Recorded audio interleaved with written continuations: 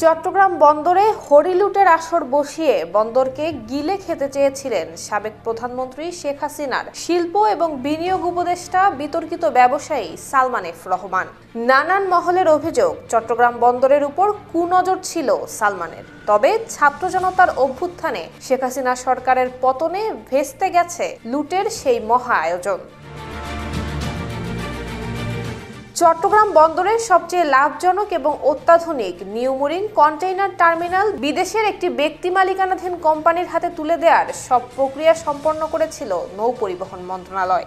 Salman F রহমানের নির্দেশে এ লক্ষ্যে একটি কমিটিও গঠন করা হয়েছিল। তবে ছাত্র জনতার গণ অভ্যুত্থানে 5 আগস্ট শেখ হাসিনা সরকার পদত্যাগের পর আত্মঘাতী এই সিদ্ধান্ত থেকে সরে এসেছে মন্ত্রণালয়। এখন দাবি উঠেছে দেশীয় প্রতিষ্ঠান কিংবা অপারেটর কি ওপেন টেন্ডারের মাধ্যমে প্রতিযোগিতামূলক করে দীর্ঘমেয়াদে এই টার্মিনাল পরিচালনার ভার দেয়া হোক। এতে সরকার যেমন কয়েক হাজার কোটি টাকা রাজস্ব আয় করবে, তেমনি মানব সম্পদ উন্নয়ন এবং বৈদেশিক মুদ্রা অর্জন সহ বহুভাবে উপকৃত হবে বাংলাদেশ।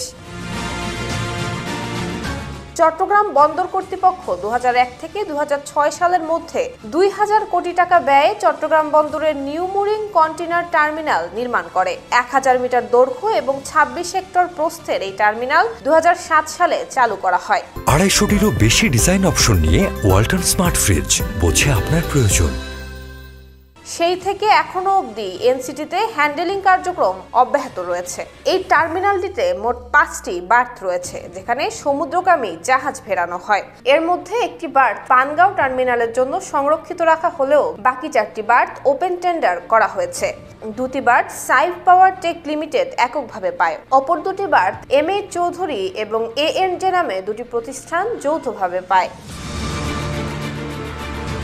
2019 সালে এনসিটির জন্য আবার দরপত্র আহ্বান করলে একাধিক প্রতিষ্ঠান এই টেন্ডারে অংশ নেয়। হঠাৎ করেই মন্ত্রণালয় থেকে এনসিটির এইসব টেন্ডার বাতিল করে দেওয়া হয়। তখনই এটি বিদেশিদের হাতে তুলে দেওয়ার প্রক্রিয়া শুরু করে মন্ত্রণালয়। এজন্য গঠন করা হয় cabinet committee of economic affairs. চট্টগ্রামের ব্যবসায়ী এবং মন্ত্রণালয়ের বিভিন্ন সূত্র জানায়, মূলত সাবেক প্রধানমন্ত্রী শিল্প এবং বিনিয়োগ উপদেষ্টা সালমান এফ রহমানের কুনজর পড়েছে চট্টগ্রাম বন্দরের উপর। মন্ত্রণালয় এবং বন্দরের বেশিরভাগ শীর্ষ কর্মকর্তারা রাজি না থাকা সত্ত্বেও তাদের বাধ্য করা হয় টেন্ডার বাতিলে। বিদেশি কোম্পানির হাতে কিভাবে এনসিটি তুলে দেওয়া যায় সে লক্ষ্যে কাজ শুরু করে সংশ্লিষ্ট কর্তৃপক্ষ।